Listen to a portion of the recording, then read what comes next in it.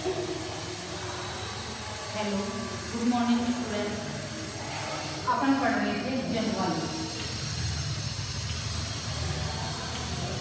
जलवायु में अपन ने देखो जलवायु किसे कहते हैं, मौसम में जलवायु में हम कल पढ़ लिया था।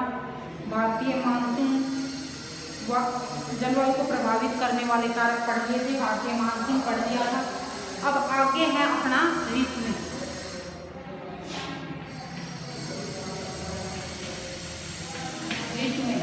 भारत में मुख्यतः 4 ऋतुएं पाई जाती हैं। शीत ऋतु,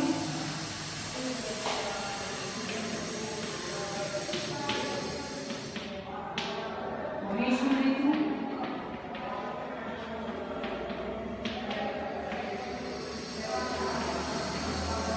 तीसरी है मानसून की आगमन, मतलब जब मानसून आता है तो मानसून आगमन, और जब मानसून वापस जाता है तो मानसून की वापसी।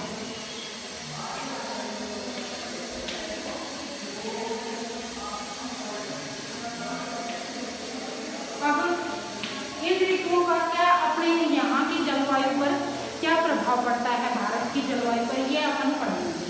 अब सबसे पहला है देखो 4 ऋतुओं में अपन सबसे पहले पढ़ते हैं शीत ऋतु। एक बार ये देख लो आप। मानसूनी जलवायु की विशेषता एक विशिष्ट मौसमी प्रतिरूप है। मानसून किसे कहते हैं? ऋतुओं के अनुसार पवनों की दिशा में परिवर्तन होता है, उसे तो मानसून कहते हैं। तो इसी में यही दे रखा है, मानसून जलवायु की विशेषता एक विशिष्ट मौसमी प्रतिरूप होता है। एक ऋतु से दूसरे ऋतु में मौसम की अवस्था में बहुत अधिक परिवर्तन होता है। यह मैंने तुम्हें बता दिया था, मानसून पढ़ाया था। विशेषकर देश के आंतरिक भागों में ये परिवर्तन अधिक मात्रा में परिलक्षित होते हैं। तटीय क्षेत्रों के तापमान में बहुत अधिक भिन्नता नहीं होती है, क्योंकि वहां पर जल और जो स्थल है उसके दोनों के स्वभाव वाला जलवायु वहां पे पाई जाती है। यद्यपि यहाँ वर्षा के प्रारूपों में भिन्नता होती है। आप अपने क्षेत्र में कितने प्रकार की ऋतुओं का अनुभव करते हैं? भारत में मुख्यतः 4 ऋतुओं को पहचाना जा सकता है। ये हैं शीत ऋतु, ग्रीष्म ऋतु, कुछ क्षेत्रीय विभिन्नताओं के साथ मानसून के आगमन की और वापसी की काम। अब है देखो शीत ऋतु। सबसे पहला है शीत ऋतु।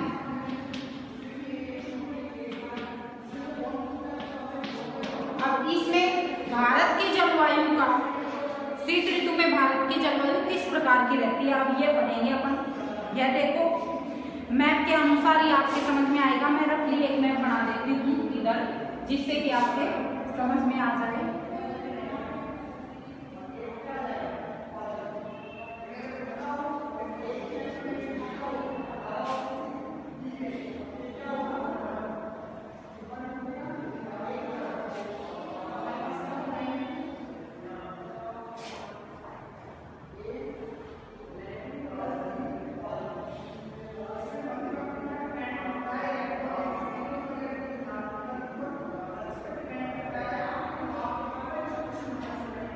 ठीक है, इस प्रकार का ये रफली मैप है। अब अपन इसमें पढ़ते हैं। देखो उत्तरी भारत में शीत ऋतु मध्य नवंबर से आरंभ होकर फरवरी तक रहती है। कहाँ?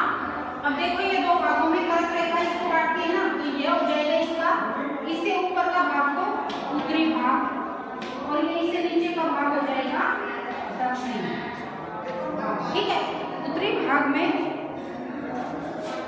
नवंबर से आरंभ होकर फरवरी तक रहती है। भारत के उत्तरी भाग में, क्योंकि यह देखो उत्तरी भाग में जलवायु अलग प्रकार की पाई जाती है और दक्षिणी भाग में अलग प्रकार की, ये मैंने पहले भी बताया था। क्यों? क्योंकि यह जो दक्षिणी भाग है ये 3 ओर से समुद्र से घिरा हुआ है। इधर बंगाल की खाड़ी है, अरब सागर है, और नीचे हिंद महासागर है। ठीक है, अब इसमें देखो तो उसी के अनुसार इसकी जलवायु में परिवर्तन होता रहता है। अब इसमें देखो उत्तरी भाग में दिसंबर एवं जनवरी सबसे ठंडे महीने होते हैं। दिसंबर एवं जनवरी एक में याद रखना है। तापमान दक्षिण से उत्तर की ओर बढ़ने पर घटता जाता है। इसका मतलब क्या हुआ कि शीत ऋतु में, सर्दियों में उत्तरी भारत का तापमान क्या पाया जाता है, तापमान कम पाया जाता है और दक्षिण भारत का तापमान अधिक पाया जाता है। अब देखो, दक्षिण से उत्तर की ओर बढ़ने पर तापमान कम होता जाता है। इसका मतलब दक्षिण में अधिक तापमान पाया जाता है और उत्तर में कम तापमान पाया जाता है। ठीक है। पूर्वी तट पर चेन्नई का औसत तापमान 24 डिग्री सेल्सियस से 25 डिग्री सेल्सियस, अब इधर ये चेन्नई है ना, यहाँ का तापमान 24 डिग्री सेल्सियस या 25 डिग्री सेल्सियस पाया जाता है। दिन गर्म, जबकि उत्तरी मैदान में यह 10 डिग्री से 15 डिग्री, अब यहाँ तो 24-25 पाया जाता है और उत्तरी जो ये मैदानी क्षेत्र है यहाँ का तापमान कितना पाया जाता है, 10 से 15 डिग्री सेल्सियस के बीच में तापमान पाया जाता है। ठीक है। इसके बाद में देखो, इसका मतलब क्या हुआ कि यहाँ पर अधिक तापमान पाया जाता है और यहाँ पर उत्तरी भाग में कम तापमान पाया जाता है। दिन गर्म तथा रातें ठंडी होती हैं। उत्तर में तुषारपात सामान्य तथा हिमालय के ऊपरी ढालों पर हिमपात होता है। अब देखो, इसमें इनकी क्या विशेषताएं हैं। उत्तर में तुषारपात सामान्य है। तुषार जो अपने ओस पड़ती है ना, कई बार बर्फ के रूप में भी वो पड़ती है, नहीं तो धुंध सी अपन नहीं देखते हैं सर्दियों में, तो तुषारपात उसे कहते हैं जो वो काफी दूर तक उसमें दिखता नहीं है, बहुत ही कम दूरी में दिखता है। और जो ये हिमालय क्षेत्र है इसमें हिमपात, हिम के रूप में वो ओसी मतलब बर्फ के रूप में वो पड़ती है। ठीक है, इतना ठंडा। अब रात का तापमान यहाँ माइनस में चला जाता है उत्तरी भारत में। ठीक है। इस ऋतु में देश में उत्तर पूर्वी व्यापारिक पवनें प्रभावित होती हैं। अब उत्तर पूर्व किधर होता है इसका मैंने तुम्हें पहले भी बताया था। इन दिशाओं का जरूर ध्यान रखना। यह उत्तर है, पूर्व, पश्चिम और यह दक्षिण।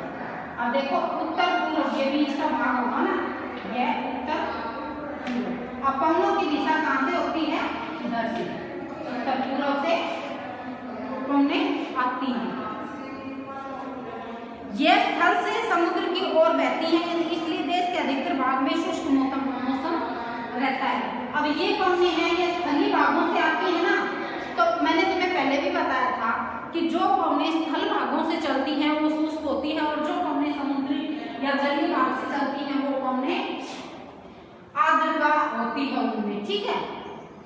तो यह शुष्क पवनें होती हैं क्योंकि यह उत्तर पूर्व से चलती है। इस ऋतु में, शीत ऋतु में पवनों की दिशा क्या रहती है, उत्तर पूर्व से। व्यापारिक जो ये पवनें चलती हैं, प्रचलित पवनें चलती हैं, वो चलती हैं। यह स्थलीय भाग से, अब इधर ये चीन है जहाँ ये हिमालय है, तो हिमालय को पार करके ये पवनें अपने यहाँ भारत में आती हैं।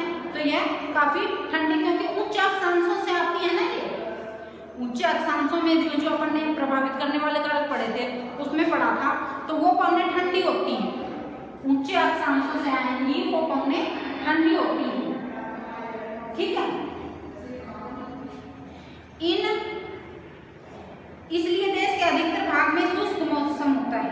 इन पवनों के कारण कुछ मात्रा में वर्षा तमिलनाडु के तट पर होती है, क्योंकि यहाँ ये पवनें समुद्र से स्थल की ओर चलती हैं। अब देखो, यह बात तुम्हें याद रखने की है, समझने की है। मैंने अभी बताया कि भारत में पवनें शीत ऋतु में किधर से किधर चलती हैं, उत्तर पूर्व से। यह इसको क्रॉस करके जैसे ये उत्तर पूर्व से ये पवनें आती हैं। ठीक है। अब ये पवनें जैसे इधर से इधर भी आएंगी, तो यह शुष्क भागों में स्थलीय क्षेत्रों से आती हैं, तो यह शुष्क होती है। लेकिन जब यह यहाँ इधर क्या है, बंगाल की खाड़ी, तो ये बंगाल की खाड़ी से होती हुई गुजरती है, तो अपने साथ यहाँ जल में से हो गई ना ये, तो जल में से जब ये गुजरती है बंगाल की खाड़ी में से, तो यह अपने साथ आर्द्रता ले लेती है। वाष्प के रूप में जब जल आर्द्रता ग्रहण कर लेती है, और जो तमिलनाडु है ना, इसमें इन पवनों के द्वारा सर्दियों याद रखना है। मैंने कल भी तुम्हें बताया था कि जो मानसूनी पवने अपन ने पढ़ा था कि मानसूनी जो पवने अरब सागर की शाखा और बंगाल की खाड़ी की शाखा चलती है, तो जो ये तमिलनाडु क्षेत्र है यह वृष्टि छाया क्षेत्र में आ जाता है, वृष्टि छाया क्षेत्र में, क्योंकि यह यहाँ पर पहाड़ी के पास और यहाँ से ये पवने सीधी निकल जाती है, वृष्टि छाया क्षेत्र में आ जाता है। तो यहाँ पर मानसूनी पवनों की बजाय यहाँ पर जो ये सर्दियों में जो उत्तर पूर्वीय पवने आती हैं, इनके द्वारा सर्दियों में बारिश होती है। कई बार ये क्वेश्चन पूछ लिया जाता है, नॉलेज के लिए पता होना चाहिए कि तमिलनाडु में सर्दियों में वर्षा क्यों होती है। तो इसका कारण है कि ये पवने जब इधर से आती हैं सर्वांग को क्रॉस करके, तो बंगाल की खाड़ी से आकर लैंड करती हैं और ये फिर तमिलनाडु में भयंकर बारिश करती हैं, अच्छी बारिश करती हैं। और यह मानसूनी पवनों का तो यह वृष्टि छाया क्षेत्र पर जाता है, लेकिन यह जो ये सर्दियों में पवनें चलती हैं उत्तर पूर्वी क्षेत्र से जो आती हैं, इन पवनों से इनमें बारिश होती है। ठीक है, अब देश के उत्तरी भाग में एक कमजोर उच्च दाब का क्षेत्र बन जाता है, जिससे हल्की पवनें इस क्षेत्र से बाहर की ओर प्रभावित होती हैं। उच्च दाब का क्षेत्र मैंने तुम्हें कल भी बताया था, उत्तरी भाग में क्या बन जाता है, उच्च दाब का क्षेत्र बन जाता है। अब यह मैंने तुम्हें पहले भी बताया था, ठीक है ना। क्यों बन जाता है, क्योंकि यहाँ पर सर्दियों में तापमान, अभी अपन ने पढ़ा, तापमान उत्तरी भाग का कम रहता है, और जहाँ पर तापमान कम रहेगा वहां पर वायु दाब ऊंचे रहेगा, वायु दाब ऊंचे रहता है। ठीक है, तो उत्तरी भाग में उच्च वायु दाब का क्षेत्र बन जाता है, जिससे हल्की पवनें इस क्षेत्र से बाहर की ओर प्रभावित होती हैं। उच्चावत से प्रभावित होकर ये पवनें पश्चिम तथा उत्तर पश्चिम से गंगा घाटी में प्रवेश करती हैं। सामान्यतः इस मौसम में आसमान साफ, तापमान तथा आर्द्रता कम एवं पवनें स्थिर एवं परिवर्तित होती हैं। अब इसकी ये पवनों की विशेषता है कि इसमें इस मौसम की विशेषता है, शीत ऋतु के मौसम की। उत्तरी भाग में क्या रहता है, देखो उत्तरी भाग का बता रखा है इसमें, आसमान साफ रहता है, तापमान तथा आर्द्रता कम रहती है। तापमान कम रहता है और आर्द्रता उसमें कम क्यों रहती है, क्योंकि यह स्थलीय क्षेत्रों से चलती है। आर्द्रता पवनों में कब ज्यादा मिलती है, जब वो जलीय क्षेत्र से चलती है। ठीक है, पवनें स्थिर और परिवर्तित होती है। अब शीत ऋतु में उत्तरी मैदानों में पश्चिम एवं उत्तर पश्चिम से चक्रवाती विक्षोभ का अंतर्वाह विशेष लक्षण है। अपने यहाँ आपने सुना होगा राजस्थान में, देखो एक बार मैं समझा देती हूँ। राजस्थान में सर्दियों में मावट होती है, सुना है ना तुमने, मावट। मावट से बारिश होती है, जो कि सर्दियों की जो फसलें हैं, गेहूं, चना, सरसों, इनके लिए काफी लाभदायक सिद्ध होती हैं। वो चक्रवाती पवनों के द्वारा चक्रवात उठते हैं उत्तर पश्चिम में। अब ये उत्तर से ये होगा, इसके पश्चिम भाग में इधर ये भूमध्य सागर है, इधर अपन चलेंगे ना तो ये भूमध्य सागर है, इसमें ये चक्रवात उठते हैं और फिर ये पवनें चलती हैं। तो इनके द्वारा भूमध्य सागर से आती हैं ये पवनें, चक्रवात के रूप में उठती हैं। तो इनके द्वारा इधर जो ये पश्चिमी क्षेत्र है, उत्तर पश्चिमी क्षेत्र, इसमें थोड़ी बारिश होती है, लेकिन वो बारिश जो अपनी रबी की फसल है उसके लिए काफी लाभदायक सिद्ध होती है। यह कम दाब वाली प्रणाली भूमध्य सागर एवं पश्चिमी एशिया के ऊपर उत्पन्न होती है तथा पश्चिम पवनों के साथ भारत में प्रवेश करती है। ये पवनें पश्चिम से चलती हैं, इधर पश्चिम भाग हो गया ना, पश्चिम से चलती हैं। इसके कारण शीतकाल में मैदानों में वर्षा होती है। मैंने बताया सर्दियों में उत्तरी भाग में इधर भागों में वर्षा होती है, हरियाणा, पंजाब, राजस्थान के कुछ भागों में वर्षा होती है। इसके कारण शीतकाल में मैदानों में वर्षा होती है तथा पर्वतों पर हिमपात, जिसकी उस समय बहुत अधिक आवश्यकता होती है, हिमपात होता है पर्वतों पर, हिम के रूप में वर्षा होती है। ठीक है, यद्यपि शीतकाल में वर्षा, जिसे स्थानीय तौर पर मावट कहा जाता है, कि कुल मात्रा कम होती है। यह मावट जिसे कहा जाता है, यह सर्दियों में जो बारिश होती है ऊपरी क्षेत्र में इसे क्या कहते हैं, मावट। इसकी वर्षा की मात्रा तो कम होती है, लेकिन देखो इसमें ये बता रखा, लेकिन यह रबी फसलों के लिए बहुत ही महत्वपूर्ण होती है। प्रायद्वीपीय भागों में शीत ऋतु स्पष्ट नहीं होती है। और प्रायद्वीपीय भाग कौन सा भाग हमने उसमें पढ़ा था ना, ये भाग प्रायद्वीपीय भाग, दक्षिणी भाग। अब आपने उत्तरी भाग की बात की। उत्तरी भाग में क्या होता है कि भूमध्य सागर से जो पवनें उठती हैं पश्चिमी विक्षोभ के रूप में या चक्रवातों के रूप में, जो ये पश्चिमी पवनें चलती हैं, यह भारत के उत्तरी भाग में, उत्तर पश्चिम भाग में मावट के रूप में वर्षा करती हैं। वर्षा की मात्रा कम होती है, लेकिन ये रबी की फसल के लिए बहुत ही लाभदायक होती है। अब है दक्षिणी भाग या प्रायद्वीपीय भाग में देखो शीत ऋतु स्पष्ट नहीं होती है। समुद्री पवनों के प्रभाव के कारण शीत ऋतु में भी यहाँ तापमान के प्रारूप में न के बराबर परिवर्तन होता है, क्योंकि यह अभी मैंने बताया कि भारत में उत्तरी भाग और दक्षिणी भाग में जलवायु की भिन्नता पाई जाती है। क्यों? अब देखिए इसमें स्पष्ट नहीं है, शीत ऋतु यहाँ कम होती है। क्यों? क्योंकि यह उष्णकटिबंध में आता है, पहली बात तो। दूसरा, यह तीन ओर से सागर से या समुद्र से घिरा हुआ है, तो इसके तापमान में ज्यादा परिवर्तन नहीं होता है। अभी अपन ने पढ़ा ना, तो अब देखो यह अपन ने पढ़ा है शीत ऋतु। शीत ऋतु की क्या क्या विशेषताएं हैं मैंने तुम्हें बता दिया। शीत ऋतु में उत्तरी भाग का तापमान कम रहता है और दक्षिणी भाग का तापमान अधिक रहता है। उत्तरी भाग में कई बार तापमान, रातें ठंडी होती हैं, कई बार तापमान माइनस डिग्री भी चला जाता है, हिम के रूप में हिमपात होता है और तुषार भी होता है, मतलब ये धुंध सी वो सब जो जिसे कहते हैं। यहाँ पर पवनें उत्तर पूर्वी क्षेत्रों से चलती हैं और यह पवनें स्थल से चलने के कारण यह शुष्क होती है, यहाँ पर वर्षा नहीं होती है। फिर अपन ने पढ़ा है कि भूमध्य सागर से जो यह पश्चिमी पवनें आती हैं, इनसे मावट के रूप में वर्षा होती है। ठीक है, अब अपन कल पढ़ेंगे ग्रीष्म ऋतु।